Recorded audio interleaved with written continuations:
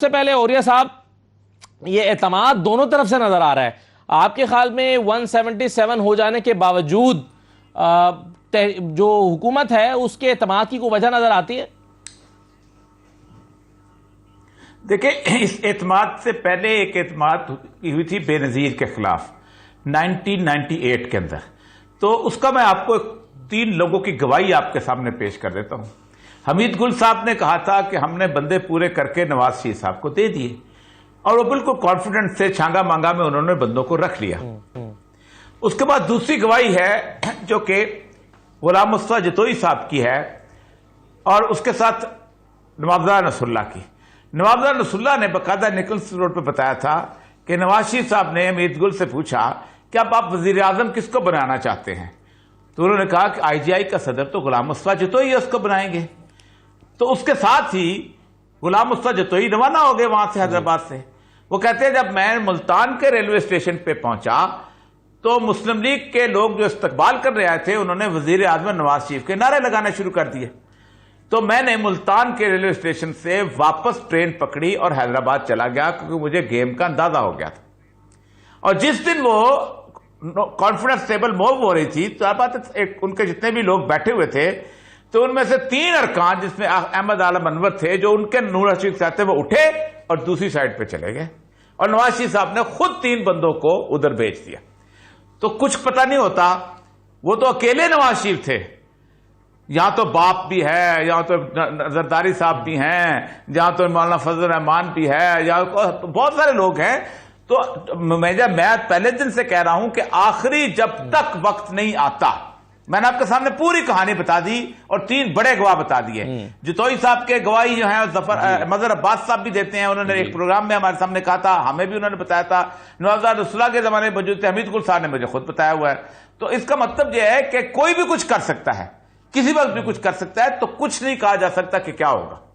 Power سے ڈر رہے ہیں تو کیا کس کا موقف زیادہ بہتر لگ رہا ہے آپ کو، نون لیگ کا یا تحریک انصاف کا؟ دیکھیں، میرے ساتھ تو میرا موقف تو 20 سال سے ایک رہا ہے کہ ایک طرف آپ نے کہا تھا کہ ہم سرنڈر کرتے ہیں، آپ کے 70,000 بندے مر گئے، آپ کا تورا بورا بن گیا. دوسروں نے کہا ہم غیرت سے زندہ رہتے ہیں. ان کو انہوں نے قطر میں بھی ریسیو کیا، انہوں نے واشنگٹن میں بھی ریسیو کیا، انہوں نے وہاں بھی ریسیو کیا. آج وہ غیرت سے زندہ ہے.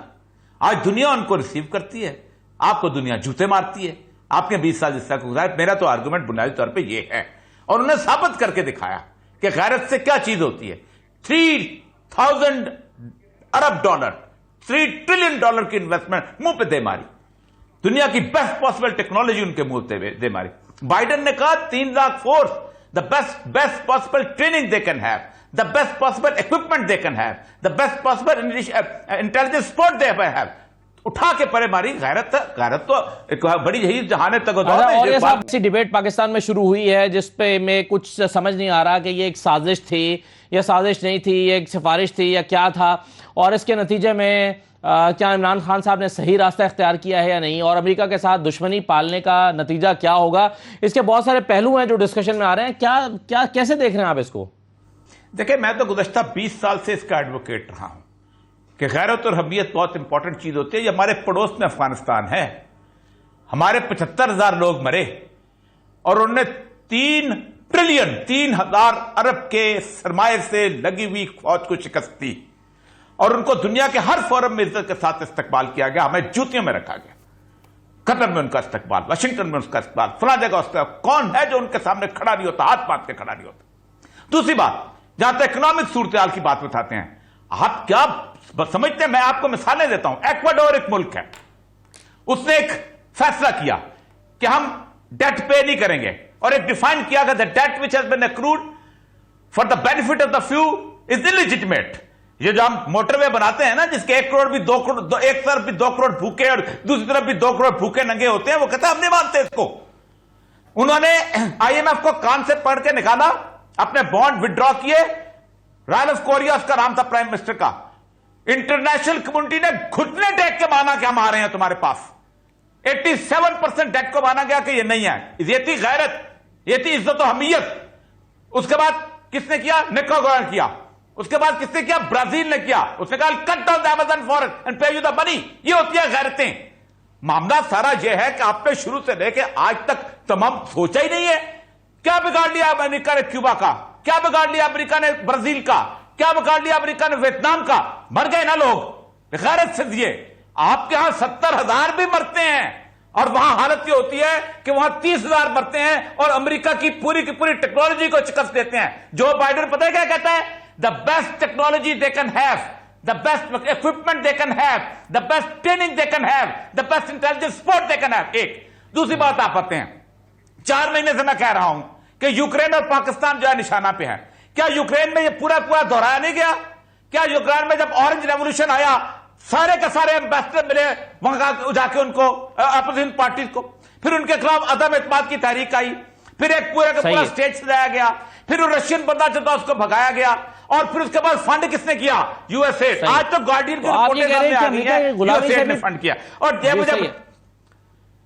ये छोटी बात है, ये छोटी बात है यार कि बिल्कुल सही है, बिल्कुल सही है। चलिए, आपने अपना नुक्ता नजर दे दिया। हमारे साथ डिबेट हो रही थी, आपकी तीसरी राय इंडिपेंडेंट आ गई। मैं एक चीज सर एक बात आखिरी सुन लें, हमेशा एम्बेसडर लिखा करता है। जब इंदिरा गांधी को थ्रेट दिया गया था, ये पेपर मेरे सामने पड़े हुए हैं, निक्सन ने कहा बुलाओ एम्बेसडर को और लिखो कि अगर तुमने वेस्ट पाकिस्तान को ना रोका हल, हम तुम्हारा हशर कर देंगे।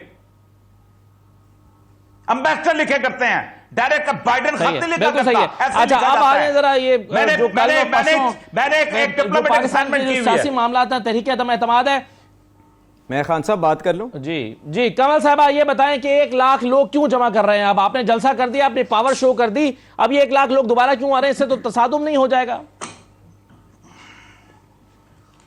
देखिए असद, मैं 1 मिनट मुझे सिर्फ दीजिएगा। जो बात इन्होंने की अली परवेज साहब ने, मैं जरा उस पर भी बता दूं।